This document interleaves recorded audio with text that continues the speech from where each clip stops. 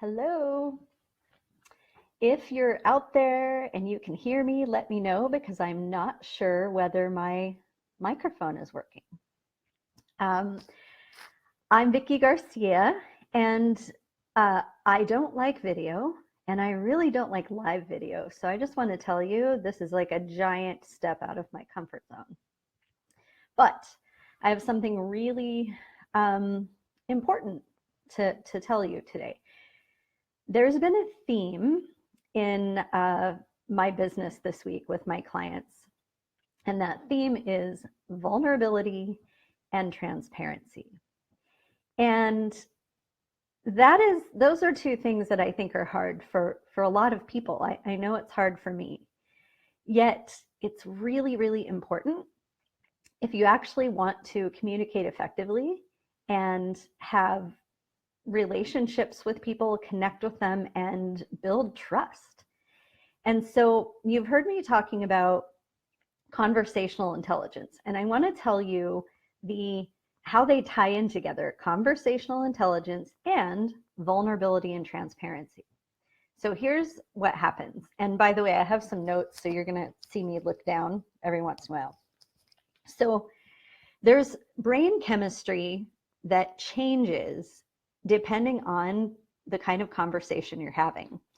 And if you're having a conversation that triggers you, if you're, say somebody is angry with you and they come at you and they're saying things that are making you feel defensive, those feelings of defensiveness and maybe anger or irritation, what happens is they trigger your fight, flight, and freeze primitive brain. It's your amygdala. It's your lizard brain. The only thing that part of your brain knows is fight, flight, freeze, or appease. Well, if you're using your lizard brain, what happens is that triggers the other person's lizard brain, which is why when somebody comes at you and they're already, say, angry, well, they're not using the higher thinking part of their brain, their executive brain, your prefrontal cortex. That's shut down when your amygdala kicks in. So what happens, and this is what I find so fascinating, is that when one person gets that flood of chemicals that shuts down their higher brain, it also happens to the person they're talking to, which is why you can be having a conversation that's going nowhere because both of you are engaged with only your lizard brain. So it's two lizards having a non-conversation, which is why it seems so pointless. Now, you can have an effect on this, and this is where vulnerability and transparency come in, and I know it's hard. I practice it all the time, and it's still hard. I still don't do a great job of it, but I'm determined to practice it until I do. And here's how this works. When somebody is talking to you in a way that's starting to trigger you, you're starting to feel, like I'm getting defensive or I'm getting irritated, the thing to do is the opposite of what you feel. So usually what you feel is you want to attack back or you want to run, which is that fight, flight, freeze. But instead, you want to be vulnerable and transparent. What this does is it actually gives your brain a flood of chemicals that keep your executive functions, your higher thinking brain, open. It floods your brain with oxytocin. It keeps you calm, and it does that for the other person. If you can stay calm and keep your higher thinking brain open, it actually affects the brain chemistry of the person you're talking to.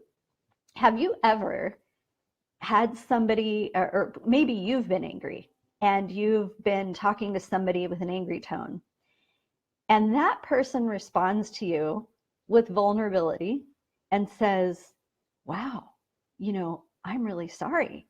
I didn't know I affected you that way, or I didn't know that I did that. What does that do to you? Like, it completely disarms you. And that's because of what's happening in your brain. That other person and their vulnerability and their transparency is affecting your brain. This kind of blows my mind, you guys. And it's so exciting. So the way to increase trust in your relationships, the way to have effective communication is to avoid letting the amygdala get triggered. Once that amygdala gets triggered and your brain gets flooded with cortisol and some other chemicals, it's a whole cocktail. Once that happens, in the moment, it is extremely difficult to shut that off.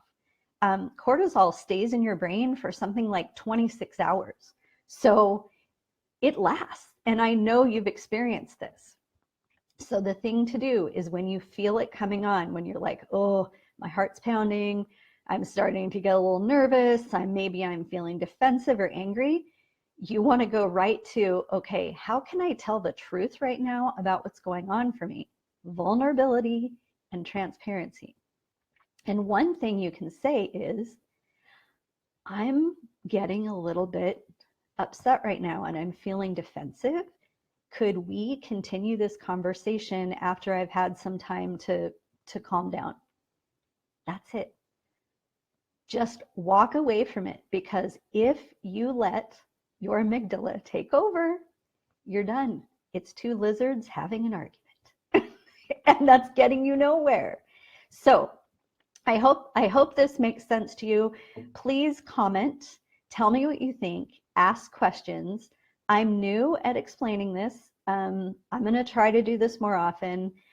And I did it today because this was a big theme with my clients this week. Vulnerability and transparency. And it's hard for most people. And I want to hear, how is it for you? Is it easy? Where do you practice it? Or where would you like to practice it? Thanks for listening. And yeah, till next time, I hope to do more. Bye.